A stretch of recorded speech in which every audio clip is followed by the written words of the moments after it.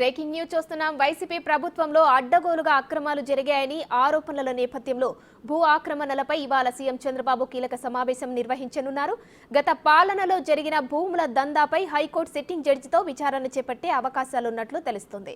YCP హయాంలో నిషేధిత జాబితా నుంచి తొలగించిన భూముల ఫ్రీ హోల్డ్ రిజిస్ట్రేషన్ వివరాలను సేకరిస్తున్నారు. కాగా ఇవాల్టి సమావేశంలో కీలక నిర్ణయాలు తీసుకునే అవకాశం ఉంది.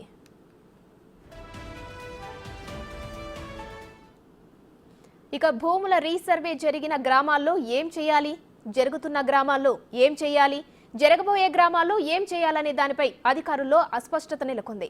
ఈ సమావేశంలో ఎలా ముందుకు వెళ్లాలనే దానిపై సీఎం నుంచి స్పష్టమైన ఆదేశాలు రానున్నట్లు తెలుస్తోంది.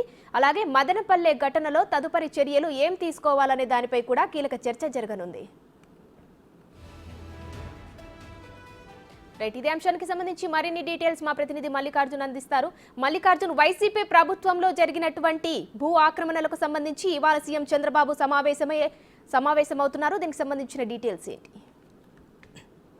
2019 నుంచి 2024 కాల సమయంలో 5 సంవత్సరాల పాటు వైసీపీ ప్రభుత్వ కాలంలో కూడా అడ్డగోలుగా భూ రిజిస్ట్రేషన్లు అనేవి జరిగినట్టు కూడా ఎన్డీఏ ప్రభుత్వం ఆరోపిస్తా ఉంది.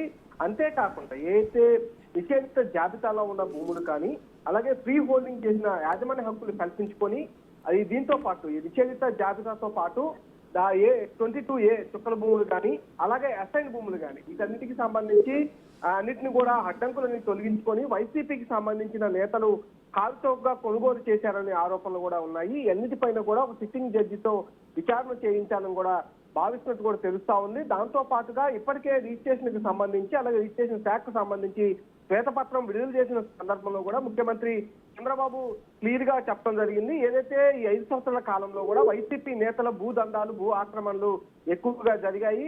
సొంత రిజిస్ట్రేషన్ పట్టా ఉన్న భూములు సైతం కూడా వైసీపీ నేతలు దొంగ పట్టాలను పుట్టించడం అలాగే వాటిని భూములను అమ్మకాలు కొనుగోలు చేసిన దాఖలాలు కూడా ఉంటా ఉన్నాయి. వాటిపైన కూడా ఒక పక్క విచారణ అనేది జరుగుతూ ఉంది. వాటితో పాటుగా రాష్ట్ర వ్యాప్తంగా జరిగిన భూ అక్రమాలు భూ రిజిస్ట్రేషన్కు సంబంధించిన అంశంపై కూడా హైకోర్టుతో సిట్టింగ్ జడ్జితో ఆ విచారణ జరిపించాలని కూడా గతంలో ప్రభుత్వం భావించింది. దానిపై ఈ రోజు ఒక కీలక నిర్ణయం అయితే తీసుకునే అవకాశం కనిపిస్తా ఉంది.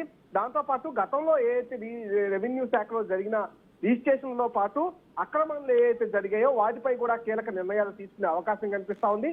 రాష్ట్ర వ్యాప్తంగా ఇలాగా ఏదైతే నిషేధిత జాబితాలో నుంచి తొలగించి వాటిని కాల్చోకగా అమ్మకాలు కొనుగోలు చేసిన వైసీపీ నేతలకు సంబంధించిన విచారణతో పాటుగా మరి ఒక పథకం గతంలో ఏదైతే ఉందో 2019 నుంచి 2024 సమయంలో ఒక కీలక పథకాన్ని వైసీపీ ప్రభుత్వం తీసుకొచ్చింది. జగనన్న భూరక్ష, జగనన్న భూ హక్కు పేరుతో కూడా ఈ సంవత్సరాల క్రితం మల్లికార్జున్, వీటన్నిటితో పాటు రీసెంట్ గా జరిగిన మదనపల్లె సబ్ కలెక్టర్ కు సంబంధించిన దగ్ధం కేసులో కూడా దానిపై కూడా ఒక సమావేశం అయితే నిర్వహిస్తున్నారు. దీనిపై అప్డేట్స్ ఏంటి మల్లికార్జున్? మదనపల్లికి సంబంధించి ఏదైతే పెద్దిరెడ్డి అనుచరుల మీద వస్తున్న ఆరోపణలు ఏవైతే ఉన్నాయో ఆ సబ్ రిజిస్టర్ కార్యాలయానికి సంబంధించి ఫైల్స్ దహనం కేసు కూడా ఇది జరిగిన ప్రమాదం కాదు, ఇది కంపల్సరిగా ఎవరో చేసిన ఆ ప్రమాదం అంటూ కూడా ప్రభుత్వం గుర్తించడం జరిగింది. ఒక పక్క రెవెన్యూ శాఖకు సంబంధించిన ప్రధాన ప్రిన్సిపల్ సెక్రటరీ CCLA ఆయన ఒక రిపోర్ట్ ని ఇప్పటికే నివేదికను ప్రభుత్వానికి అందించడం జరిగింది. దాంతో పాటు విద్యుత్ శాఖ కూడా ఒక రిపోర్ట్ ను కూడా అందించినట్టు కూడా మనకు తెలుస్తా ఉంది. ఈ 2 రిపోర్ట్ల మీద ఈ రోజు ముఖ్యమంత్రి చంద్రబాబు నాయుడు ఒక కీలక నిర్ణయం అయితే తీసుకునే అవకాశం కనిపిస్తా ఉంది.